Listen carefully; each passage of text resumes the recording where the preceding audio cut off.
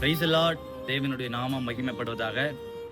நம்மில் அநேகருக்கு பலவிதமான பலவீனங்கள் இருக்கிறது. உடல் அளவில் பலவீனமா இருக்கலாம், மனதளவில் பலவீனம், பாவத்தை மேற்கொள்ள முடியாத அளவுக்கு பலவீனம், வியாதி நிமித்தம் வந்த பலவீனம்.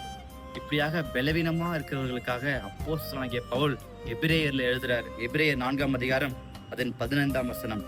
நம்முடைய பலவீனங்களை குறித்து பரிதபிக்க கூடாத பிரதான ஆசாரியர் நமக்கு இராமல் எல்லாவற்றிலும் நம்மை போல சோதிக்கப்பட்டும் பாவம் இல்லாதிருக்கிற பிரதான ஆசாரியர் நமக்கு இருக்கிறார். அல்லேலூயா.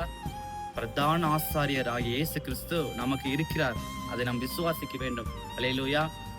வானத்துக்கு கீழே பூமிக்கு மேல மனுஷர்கள் ரட்சிக்கும்படியாக இயேசு என்ற நாமம் அல்லாமல் வேறொரு நாமம் கொடுக்கப்படவில்லை என்று அப்போஸ்தலர் நாம் வாசிக்கிறோம். எனவே நம்முடைய பலவீனங்களை குறித்து இயேசு கிறிஸ்து பரிதபிக்க கூடியவராக இருக்கிறார்.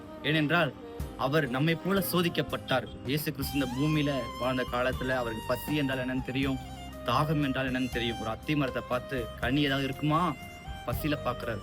சிலுவையில தாகத்துக்கு தான்னு கேட்கிறார். அதற்கு அவருக்கு தண்ணீரை கொடுக்கல, கசப்பு காடியை கொடுத்தார். சோதிக்கப்பட்டார். எனவே சோதிக்கப்படுகிறவர்களுக்கு உதவி செய்ய அவர் வல்லவராக இருக்கிறார். அல்லேலூயா.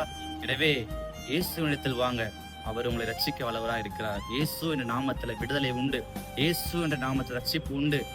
1000 தேவர்கள்ல அவர் ஒருத்தர் அப்படின்னு பாத்தீங்கன்னா நம்ம பலவீனம் மாறவே மாறாது. அவர்தான் தேவன், இயேசுவே தேவன், இயேசுவே ரட்சகர், இயேசுவே மீட்பர். என்னை அல்லாமல் வேறொரு தேவன் உங்களுக்கு உண்டாயிருக்க வேண்டாம் என்று சொல்லியிருக்கிறார். எனவே இயேசுவை மாத்திரம் விசுவாசிங்க. அப்போது அவர் உங்களை விடுதலை செய்ய வல்லவராக இருக்கிறார். உங்கள் பலவீனத்தை மாற்ற வல்லவராக இருக்கிறார். உங்களுடைய பலவீனத்தில் அவருடைய பலன் பூரணமாய் விளங்கும். எனவே அவரை விசுவாசியுங்கள். அவர் உங்களை நேசிக்கிறார். தேவனுக்கே மகிமை உண்டாவதாக.